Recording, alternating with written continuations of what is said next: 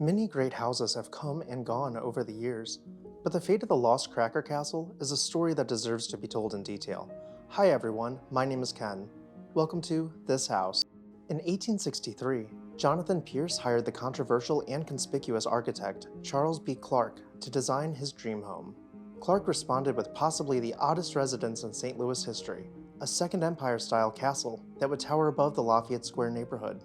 Clark arrived in St. Louis in 1859 after allegedly studying architecture in New York. He would go on to design 33 large buildings such as schools, courthouses, and churches. He was known to have had an eye for aesthetics and grandiose ambitions, but lacked a fundamental understanding of physics. This would later become abundantly apparent, as all of the buildings that he designed throughout his lifetime would either collapse or be subject to demolition because they weren't stable. None of his buildings survived to present day. Of course, hindsight is 20/20. Mr. Pierce did not suspect anything foul when he hired Clark to design his mansion on the west side of St. Ange along Chouteau Avenue. Pierce and his partner Cornelia purchased the lot for $13,500 in 1863. Clark proposed an oversized Italian villa to have towers placed symmetrically above the arched cornices. At the building's height, it would be 5 stories tall and capped off with mansard roofs. The facade would contain detailed terracotta brickwork and oversized cornices with incredibly ornate brackets and trim pieces. There would also be a large variety of windows of all different sizes and shapes to create rhythm across the massive building. The mansion would be finished by 1864, just 1 year after Clark was hired to design it.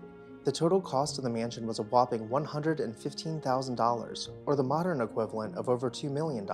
The solid mahogany front door alone cost over $2,500, or the modern equivalent of over $44,000. This monstrosity was an amalgamation of various styles and drew critique from the local residents, one of which was the architect John Albury Bryan, who publicly expressed his disdain for the design. Pierce made his money by selling hardtack crackers during the Civil War.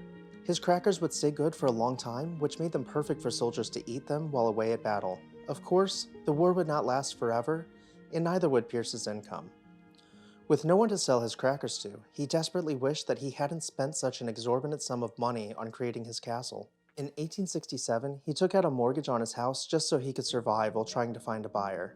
Unfortunately for him, nobody wanted to buy the monstrous castle for anywhere near what he paid for it. He ended up selling it to Fidelio C. Sharp for the bargain price of $50,000, or the modern equivalent of $885,000. Pierce then sold his companies, filed for bankruptcy, and moved to Boston to start a new life.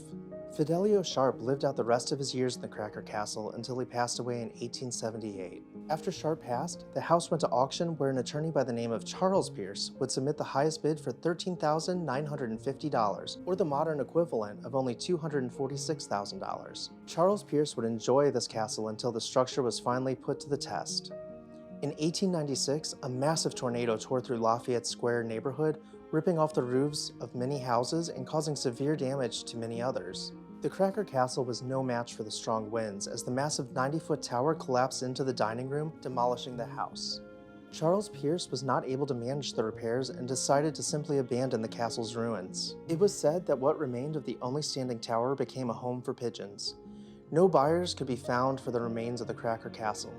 In 1902, a strong windstorm swept through the area and stirred up the debris. Plaster and bricks began lifting from the site and were hurled around the block. The city deemed the ruins a hazard, and so began the demolition and cleanup process.